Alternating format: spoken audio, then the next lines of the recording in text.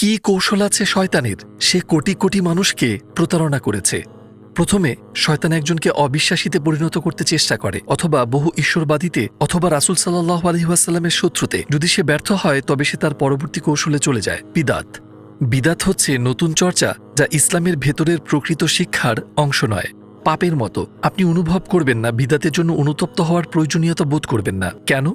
কারণ আপনি হয়তো বুঝতে পারবেন না যে সেগুলো ভুল।